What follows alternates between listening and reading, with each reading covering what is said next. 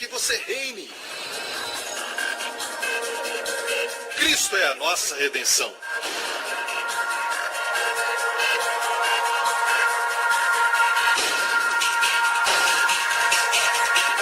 Deus é justo e faz o pecador justo.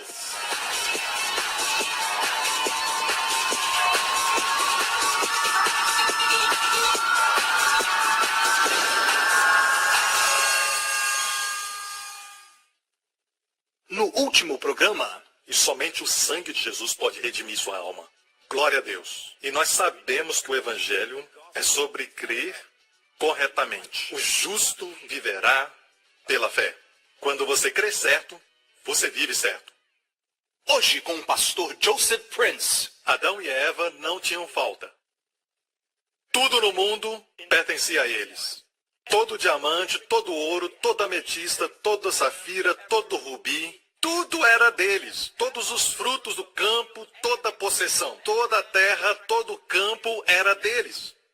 Deles e somente deles. Então você deve entender que eles eram ricos e ricos de verdade. Eles eram as pessoas mais ricas que viveram no planeta Terra. Mas tiveram sua herança confiscada por causa de um pecado de desobediência. Amém? Então Deus está falando do Evangelho aqui. Não é o Evangelho completo, nós vamos olhar outros versículos também. Mas é a história do homem, que o homem se tornou pobre. Não que Deus mudou de ideia e decidiu colocar o homem num ambiente pobre. Mas o homem perdeu tudo por causa do pecado. A Bíblia diz que todos os homens pecaram e carecem da glória de Deus. Adão tinha roupa. As pessoas pensam que o homem nasceu ou foi formado nu. Adão e Eva. Adão e Eva não nasceram, foram formados.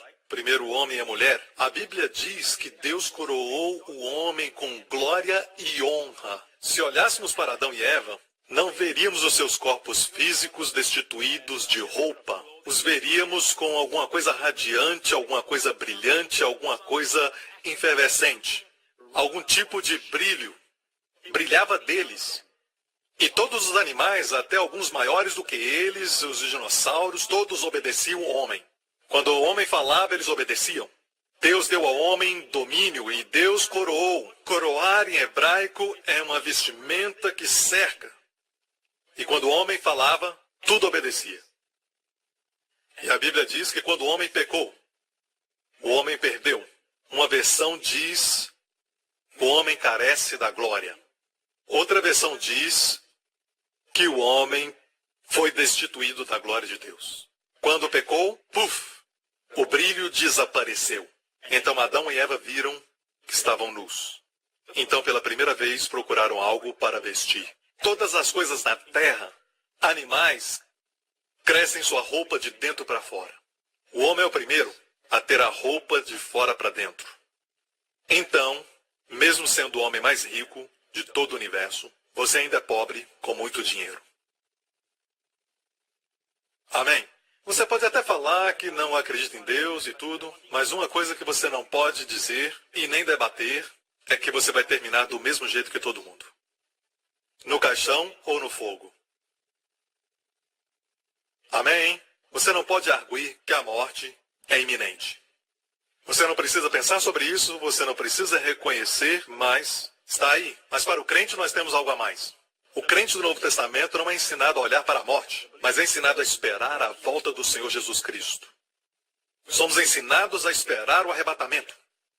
E Ele está voltando para nós, povo. Amém? Então olha que verso lindo sobre a herança confiscada. Quantos se alegram que Deus, em sua graça, providenciou ao homem um parente mais próximo que pode redimi-lo. Então você crê que Jesus é rico? Ele veio, e essa história de Natal, uma noite quieta, no estábulo desconhecido, ouviu-se um bebê chorando. Deus se tornou homem, em corpo humano. Amém? Jesus veio como homem para se tornar o nosso parente. O nosso parente remidor porque nós perdemos tudo. Muitos de nós não sabemos que somos pobres. Ouvimos Jesus falar, o Espírito do Senhor está sobre mim, para evangelizar os pobres. Não pensamos que nós somos os pobres. Falamos, estou bem, eu tenho dinheiro no banco. Mas quando Deus olha para você e vê que você pensa que não precisa de nada, mas na verdade você é pobre. Tem muita gente com dinheiro que é pobre. São pobres. Todo homem pecou contra Deus. Deus, na sua graça e bondade, enviou seu filho para ser nosso parente. Você pode pensar que Deus não tem escolha. Deus pode varrer toda a raça humana. Digamos que tem uma formiga aqui na plataforma. E a formiga está aqui gritando para mim, certo?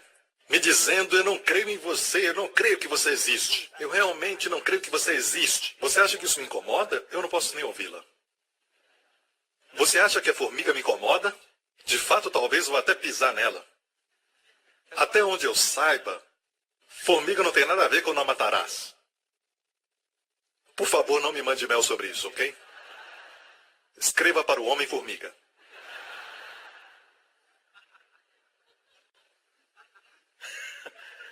Ele gosta de fofoca. De qualquer forma.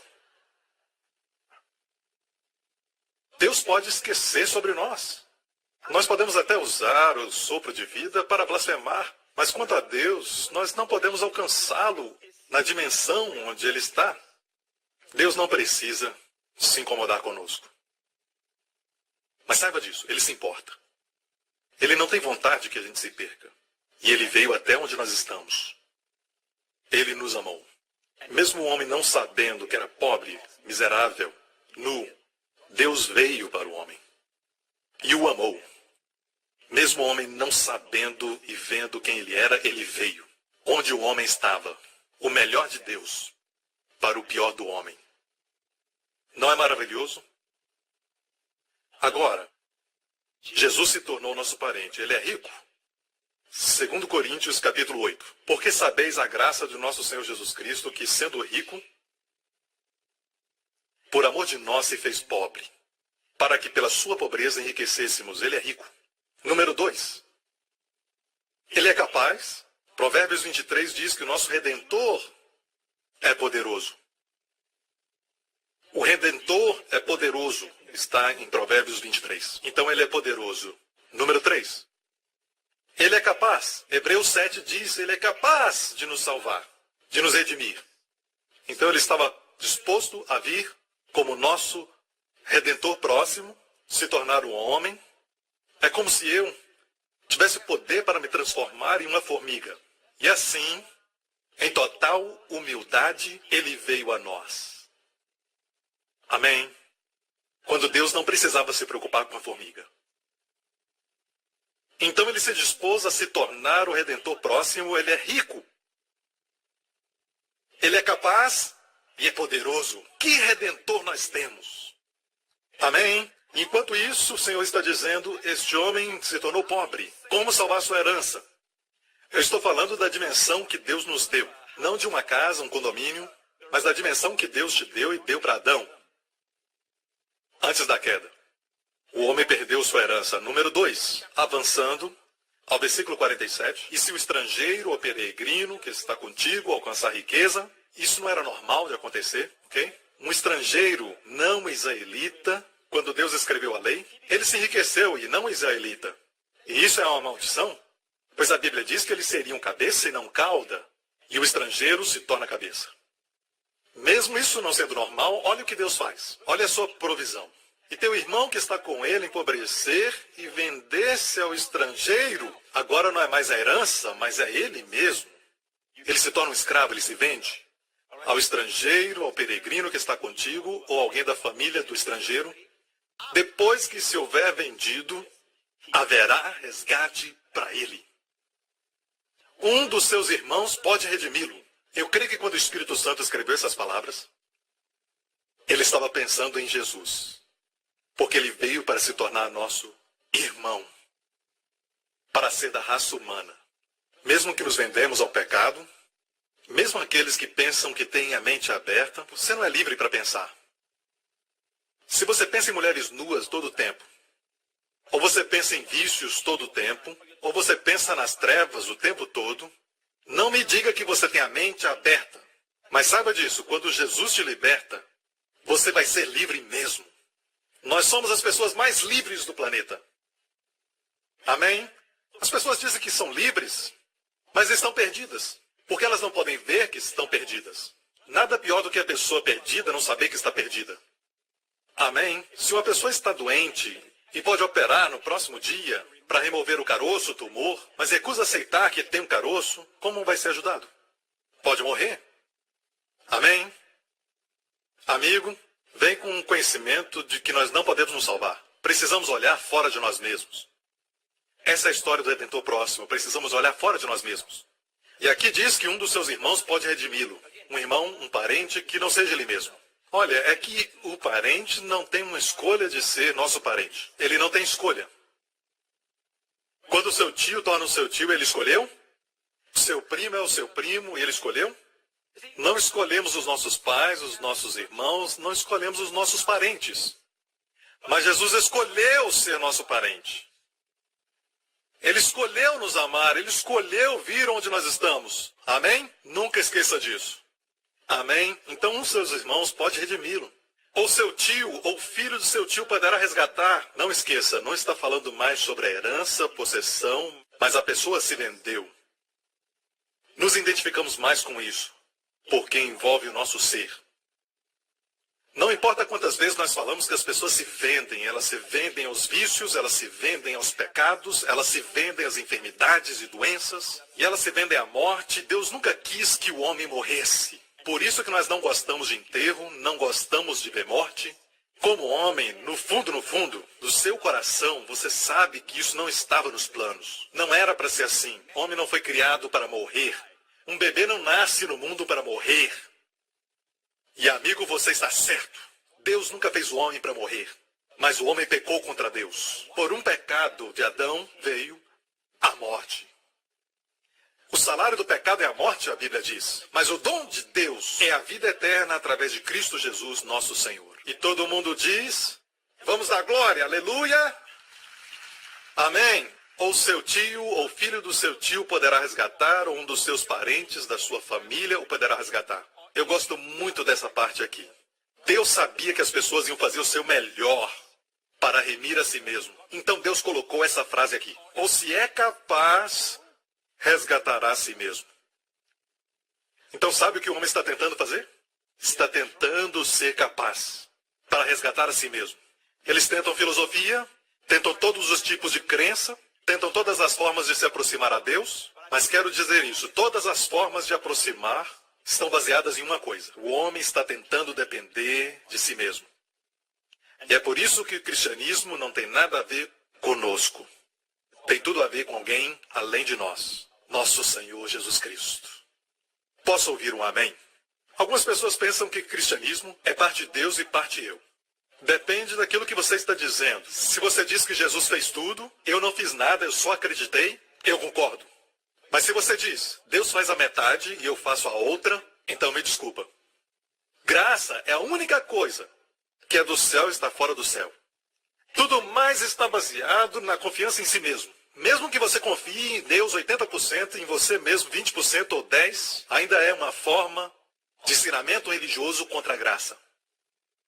O homem está tentando ser capaz. Então diz Deus no Velho Testamento. Vou te dar um resumo do Velho Testamento, muito simples. O Antigo Testamento é feito de profetas, sacerdotes e reis. Então o que Deus fez? Ele disse, vocês querem ser capazes de salvar a si mesmo? Vão em frente. Então Deus levantou profetas. E todos os profetas representaram Deus ao homem. E todos eles falharam. Até Samuel falhou. Falhou em governar seus filhos. Então Deus disse, os profetas falharam. Vamos tentar os reis. Vamos tentar os juízes. Juízes no livro de Juízes. Todos os juízes falharam. O último deles foi... Alguns tiveram sucesso, mas não sabemos a história toda. Porque sabemos que, por último, Sansão foi o último juiz no livro de Juízes, e Sansão falhou. E o último juiz ficou cego. Então Deus diz, esquece os juízes, vamos tentar os profetas. Samuel foi o primeiro profeta. E assim por diante, todos os profetas falharam. E Deus diz, o que vocês querem, reis? Vamos aos reis. Vamos tentar. De Davi, o homem segundo o coração de Deus, até o último rei que era cego. Então, o último juiz era cego. Amém? Os últimos sacerdotes eu não mencionei. Eram cegos porque eram os fariseus e Jesus falou que eles eram cegos.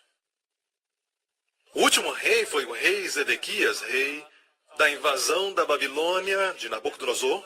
Nabucodonosor, rei da Babilônia, e Zedequias, rei de Judá. Ele foi aquele que o rei da Babilônia veio e o levou cativo. Ele foi o último rei. Zedequias, rei de Judá. E a última coisa que ele viu, depois da invasão, porque ele se recusou a se submeter ao rei da Babilônia, o profeta Jeremias falou a ele, por causa da sua constante idolatria, por causa da sua rebelião e pecado contra Deus. Durante muitos anos, Deus falou para não adorarem outros deuses. Você vê, eles cometeram outros pecados, mas enquanto eles ofereciam o cordeiro no altar, o sangue do cordeiro cobria os seus pecados. Mas quando eles adoravam outros deuses, eles trocavam de Deus e pararam de oferecer o sacrifício. Não tinha mais cobertura para os seus pecados, você entende isso? E Deus diz, pare, não façam isso, arrependam-se. E eles se recusavam, e Jeremias então disse, tarde demais. O rei da Babilônia virá, e Deus deixará que sejam levados ao cativeiro, mas Deus, na sua misericórdia, deixará que sejam somente 70 anos. Número 2, se você quiser viver e não morrer, submeta-se ao rei da Babilônia. Não se rebele contra ele. Você vai ler isso no livro de Jeremias. Mas o rei recusou ouvir Jeremias, e ainda colocou Jeremias na prisão. E assim a invasão ocorreu e Nabucodonosor, rei da Babilônia, veio, prendeu Zedequias e a última coisa que ele viu foram os seus filhos morrerem diante dos seus olhos e furar os seus olhos. No fim de Juízes, Sansão estava cego. No final dos Reis, o rei ficou cego. O que vocês querem? Sacerdotes eram todos fariseus. O que querem? Então dizemos, a igreja denominacional. E Deus nos mostra 7 igrejas no Apocalipse. E a última delas é Laodiceia, que dizia, sou rica, mas Jesus diz, você é cega. Essa é a cristandade. Tudo que é do homem, ele diz, podemos guardar os mandamentos, podemos guardar os 10 mandamentos, podemos manter a lei. O homem se exaltou no pé do Monte Sinai. Podemos cumprir toda a lei. E Deus diz, aqui estão 10. Então, durante 1500 anos, o homem tentou, falhou. E finalmente Deus enviou seu filho. E Deus disse então, basta. O homem não é capaz de salvar a si mesmo. Você sabe que estamos progredindo no século 21 para trás. Com todas as descobertas científicas, nós estamos tentando usá-las para encontrar um caminho para produzir a bomba nuclear e outras formas de matar as pessoas. Com a mídia social, estão usando a mídia social para recrutar novos terroristas. Ou nós temos pessoas que têm milhões de dólares e estão oprimidos, e a escravidão sexual e o tráfico humano está atingindo recorde no século 21. O homem tem que se tornar mais moderno. Essa ideia de autorrealização não funciona. O homem não está subindo, o homem está descendo. O resultado de tudo é este. Aceite o veredito de Deus. Você não pode se salvar. Mesmo depois de sermos cristãos, toda a nossa esperança. Cristo é a minha sabedoria. Cristo é a minha santidade. Cristo é a minha justiça. Amém. Glória a Deus. Aleluia. Boa mensagem, pastor. Amém. Aleluia. Amém. E você é bonito de costa. Glória a Deus. Ok? Quer continuar? Isso nos traz a uma interessante história. Ok? Não uma história, um evento no céu. Você quer abrir o véu do céu e olhar lá dentro? Isso é o livro do Apocalipse. Eu quero falar sobre o livro dos 7 selos. Oh, pastor, você tem muito dentro de você depois de algumas semanas. Eu tenho muito acumulado aqui dentro. Mas não se preocupe, eu vou te liberar cedo. Mas tem muito aqui. E o primeiro culto gostou muito. Então creio que você também. Agora no céu, isso aconteceu. Quero que saiba algo. Muitos dos julgamentos e catástrofes e distúrbios cósmicos no livro do Apocalipse, a igreja não é o centro do livro do Apocalipse. A igreja aparece somente no capítulo 2 e 3, depois do arrebatamento. E aí no capítulo 4 fala sobre o trono de Deus, certo? No céu. E no capítulo 5, que nós vamos olhar agora, fala sobre o céu. E depois disso o juízo cai na terra, mas nós não estaremos aqui.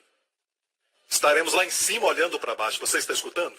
É por isso que o crente não está esperando a morte. O crente está esperando encontrar Jesus face a face. Ele virá nas nuvens e nos arrebatará. Em grego, rapazou, ele vai nos tirar dessa terra. Eu estou pronto para isso. Vamos receber um corpo novo. Amém? Ok. Capítulo 5 do Apocalipse. E vi na destra do que estava sentado sobre o trono um livro. Quem é aquele que está sentado sobre o trono? Deus o Pai. Deus Pai está sentado no trono e na sua mão direita tem um livro escrito por dentro e por fora. Dentro do livro, ok, na verdade não era um livro, porque naquela época usava o pergaminho.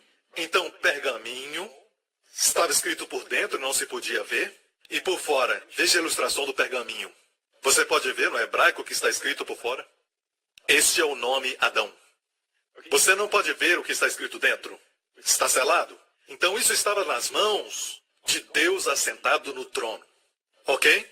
Então voltamos ao capítulo 5. Certo? Estava na mão dele assentado no trono. O livro com 7 selos. Então eu vi um anjo forte bradando com grande voz. Quem é digno de abrir o livro e desatar os seus selos? Eu creio que esse brado tem acontecido desde que Adão caiu e perdeu sua herança. E o diabo começou com todo tipo de opressão, todo tipo de ataque demoníaco. E tudo isso porque o homem caiu e o diabo, de certa forma, tem direito. Porque o homem se rendeu a ele em vez de Deus. O homem se vendeu. O homem se entregou a Satanás. E cometeu traição. Deixe-me falar sobre remir e redenção. A razão por que estudamos isso é, quando você adora o Redentor, você tem uma nova canção no seu coração.